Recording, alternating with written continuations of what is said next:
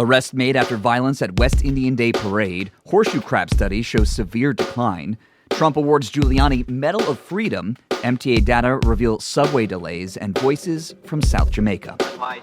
From WNYC, this is NYC Now. I'm Sean Carlson.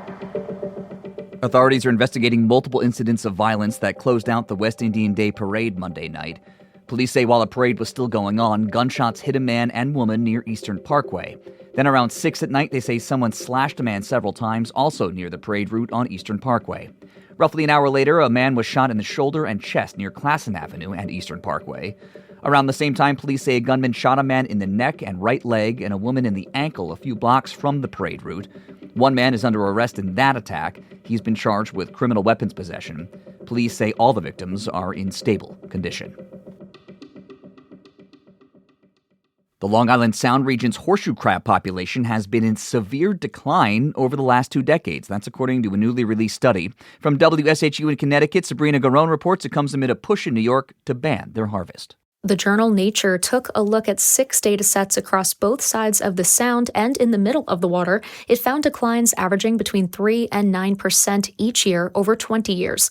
Researchers attribute that to overharvesting and habitat loss. The species is about 450 million years old. A bill to ban their harvest was vetoed by New York Governor Kathy Hochul last year, but the state does have a number of restrictions in place. Connecticut put a ban on the practice back in 2023. Horseshoe crabs are used as bait for eels and whelk, and their blood is sometimes used in medical procedures and treatment. Advocates are also pushing for federal protection under the Endangered Species Act.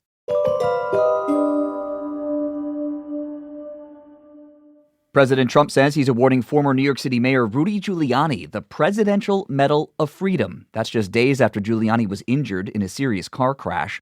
In the decades since Giuliani led New York City, he was disbarred in New York and Washington and criminally charged in 2 states in connection with efforts to overturn the 2020 election. He was also found in contempt of court after failing to pay 2 former election workers who won a $148 million defamation judgment against him. He was ultimately allowed to keep his belongings in exchange for unspecified compensation. And a correction to an earlier newscast, Giuliani's son says his father has been released from the hospital. Up next, new MTA data shows subway service has been pretty subpar. We'll have more on that after the break.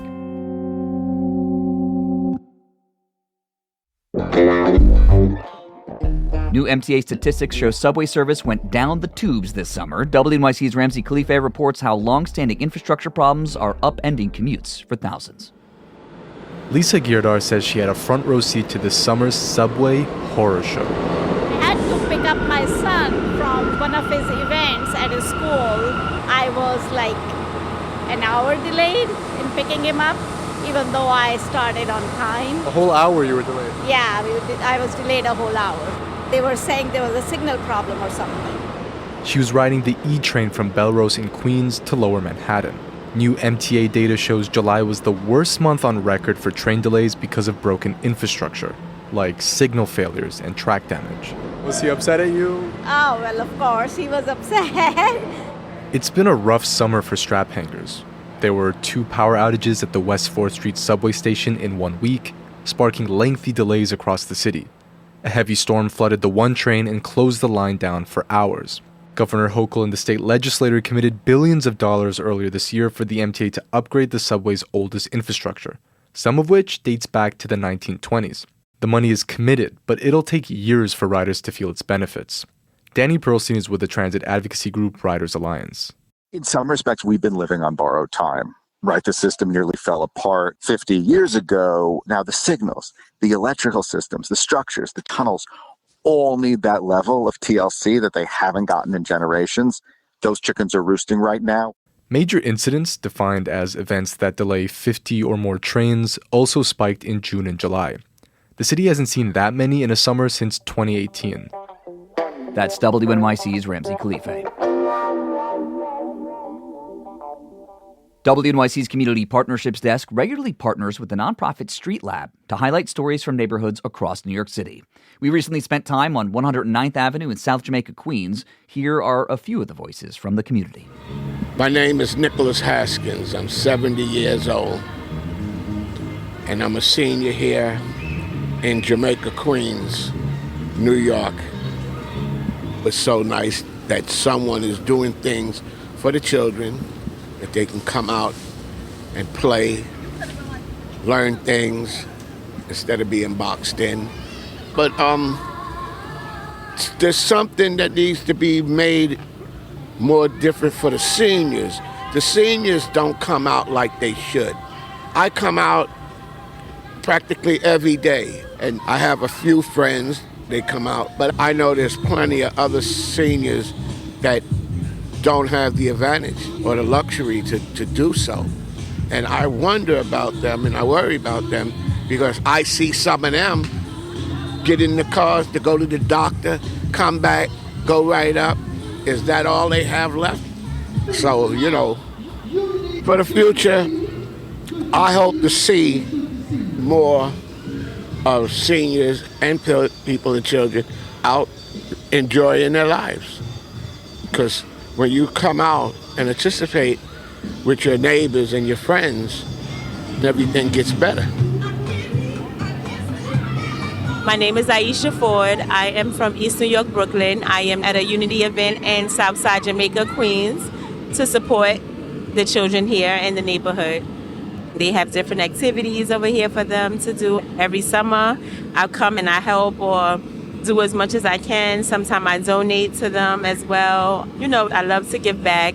I'm looking into doing something similar myself, but more towards teens, because I find that a lot of teens cry out for help in the wrong areas. And I have 2 teen boys as well, and I do things with them. But other parents, they, for whatever reason, they can't. There's not enough centers open, and everything is costly. Not everyone can afford it. And I just wanted to give them opportunities and know that there's more out there than what they're doing right now.